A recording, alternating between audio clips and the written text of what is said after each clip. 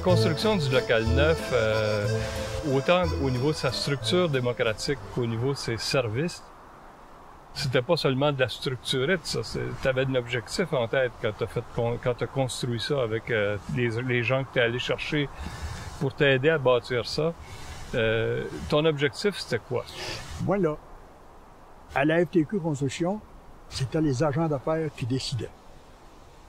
J'ai toujours souhaité que chez nous, ce soit les membres qui décident. Mais tous les agents d'affaires frayaient avec les autres agents d'affaires. Puis changer la mentalité des agents d'affaires, ça, c'était pas facile. Ça, là, c'est une chose que j'ai probablement jamais réussi à tout. Il y en a peut-être quelques-uns, mais la majorité, là, ils ont toujours voulu garder un certain contrôle sur les membres comme tel. D'ailleurs, c'est pas compliqué, là. Un représentant syndical qui veut garder le contrôle de ses membres, c'est pas même compliqué, là. Tu sais, une première chose, il les informe pas. C'est ça. Puis, écoute, il les forme pas non plus. Le représentant syndical a un gros pouvoir. D'ailleurs, moi, j'ai toujours été surpris qu'on nous laisse entrer dans un poste comme ça avec si peu de formation. Je l'avais d'ailleurs mentionné dans un conseil général à la FTQ, où on parlait des cours des membres, puis des cours de délégués, puis j'avais demandé comment ça se fait qu'on n'a pas de cours pour les représentants. Puis un représentant qui rentre, là, comme moi, je suis rentré dans une salle de construction, il n'y a personne qui m'a dit comment est-ce que je dois fonctionner. Si je fonctionne bien, tant mieux. Si je fonctionne mal, tant pis, ça va marcher de même. Puis comment ça se fait qu'on n'a pas plus d'obligations, ça devrait être une obligation, que quelqu'un qui rentre dans une fonction comme ça, parce que c'est une fonction importante. Tu prends en charge la responsabilité de négocier des conventions collectives pour l'ensemble des travailleurs, leur bien-être, puis les amener en quelque part dans quelque chose de mieux. Il me semble que c'est une responsabilité importante. Comment ça se fait que le représentant syndical n'a pas plus de formation que ça? Ça m'a toujours étonné. Bon. Moi, là, je me calculais, dans mon point de vue, avec l'objectif que j'avais, de démocratiser un peu notre affaire pour que les membres puissent décider. Parce que je me rappelais ce que les gens me disaient, là, souvent sur les chantiers. C'est nous autres qui décident. Comment on irait là? Comment on fait avec les députés aujourd'hui? Ça n'a rien à les voter, c'est tout décidé d'avant. C'est pas vrai, tu sais. Si on s'impliquait, puis qu'on les suivrait de près, on pourrait décider des choses. Mais là aussi, on laisse aller les affaires. Alors ça, ma vision, moi, c'était de démocratiser un peu notre affaire. Mais quand je te disais tantôt, il y en a un qui m'avait dit qu'il ne faut pas qu'on soit trop différent des autres. Déjà, là, il se sentait, lui, là, comme étant forcé à faire un petit peu bande à part. Tu sais? Il n'était pas à l'aise là-dedans. Ça, j'ai longtemps réfléchi à ça. Et c'est d'ailleurs, à la fin de ça, moi, avant que je parte, là, ma division avec les représentants, quand j'ai vu que j'avais tant de difficultés à les amener sur ce terrain-là, j'étais un peu...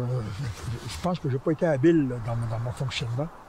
J'aurais pu faire des choses, j'aurais pu être peu diplomate, puis agir différemment, j'aurais obtenu plus que j'ai obtenu. Tu parles des gens qui t'entouraient dans ton syndicat.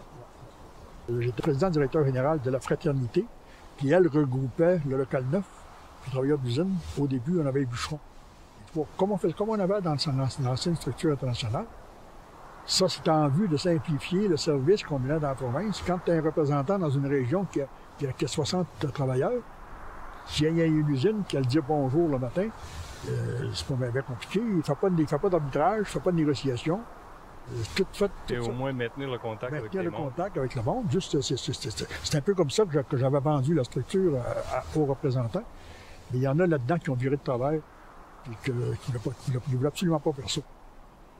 Mon gars de Gaspé, lui, avait été dire à beaucoup, une grosse usine qu'on était prêt à accréditer. Il dit, écoutez, moi, là, je travaille dans la construction, là, les affaires d'usine, qui n'ont pas bien ça. Le délégué avait appelé Gaston Boudreau, il avait dit ça.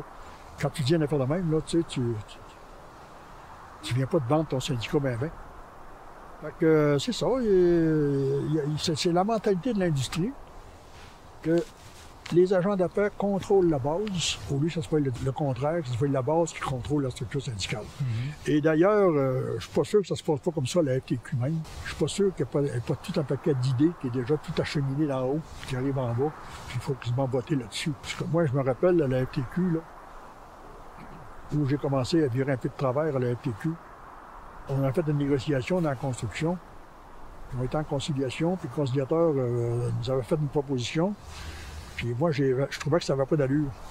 Mais Rivard était pour ça, la Vallée était pour ça, puis Paré était pour ça. Bon, puis ils ont fait un affaire avec vous autres. On va aller aux agents d'affaires, puis on va leur soumettre le rapport. Puis Jean-Paul va lire le rapport qu'il dit. Il y a juste lui qui parle. Toi, la Vallée, tu parles pas un mot, pas non plus. Si tu parles, je parle. Donc, on avait été aux agents d'affaires, ça avait été rejeté presque à l'unanimité. Le lendemain matin, c'est le conseil général de la FTQ. Mais dans la nuit, la Vallée est partie avec Rivard, puis Paré, ils ont été signés la convention. Le lendemain matin, moi, j'arrive sur le bureau du conseil général, puis je dénonce ça, je suis en maudit. J'aurais pu tuer une mouche, j'aurais pu entendre voler un maringouin dans la salle. La berge, j'avais entendu probablement parler de ça. La berge, comme par hasard, il y avait un meeting ailleurs, c'est pas lui qui présidait, c'est Daou qui présidait les meetings. J'ai expliqué ce qu'on a fait, on a fait une belle bataille, on avait mobilisé notre monde en masse. J'ai dit, les gens participaient en masse, on a pu faire une belle bataille dans l'industrie. Malheureusement, les gérants d'affaires, les agents d'affaires ont rejeté ça hier, ont rejeté les propositions du conciliateur. Puis la Vallée, Rivard, puis Paré, cette nuit, ont parti et ont été désignés à la convention. La Vallée, c'est dit pas vrai. Là, il n'y a personne d'autre qui dit c'est vrai. Ça aurait été simple pour Daou de dire, ben, tu dois avoir des minutes, l'Assemblée du Conseil général, il doit y avoir quelqu'un qui a pris des minutes, il doit y avoir quelqu'un qui a pris les résultats. Pas un mot, personne ne parle. Là, j'ai dit, si c'est ça, là, ça m'a déboulonné pas mal. J'ai commencé à prendre du recul, pour m'occuper plus de mon affaire. Puis la berge m'avait appelé une couple de mois après. Il voulait me rencontrer pour qu'on se réconcilie, moi puis Jean Lavallée. J'ai dit, es-tu sûr que t'es le meilleur gars qui peut faire ça, là? Parce que c'était la dernière fois que j'ai parlé à la berge. La berge, j'ai eu beaucoup d'estime pour lui. Il a fait du travail, la berge. Il avait ses défauts aussi, là, mais il a fait du travail. J'avais beaucoup d'estime pour lui. Mais quand tu laisses des affaires comme ça aller, la démocratie, là, c'est important. À mon point de vue, là, c'est important. Si on dit que c'est les membres qui doivent décider, là, il me semble qu'il faut que ça soit vrai en quelque part, il faut que ça paraisse en quelque part. Quand tu t'aperçois que c'est des choses comme ça qui se passent, puis c'est laissé aller par la haute direction, oh bon Dieu, dans quel lac qu'on est, là. Fait que c'est ça, j'avais pris un peu de recul, là, puis là, c'est tout de suite après ça que là, on a eu une division à l'intérieur de la FT Construction. Là, ça commence à barder. Là, je formais un groupe, puis moi, j'avais la majorité, là. Puis il y en a un qui était venu me voir, que je devais me présenter comme président, directeur de la FT Construction. Puis je m'étais présenté contre la Vallée. J'avais un journalier avec moi. Puis avec les journaliers, je gagnais, il n'y avait aucun problème. Mais la Vallée avait prêté 200 000 $ aux journaliers. Fait que le lendemain, ils ont voté contre. Pas toute, la moitié de la gang a voté avec la Vallée. Fait que il m'a battu pour 2 votes. Puis là, ben c'est sûr que la Vallée, là, le système qu'ils ont, eux autres, que quand tu fonctionnes pas selon leur loi, ils te boycottent.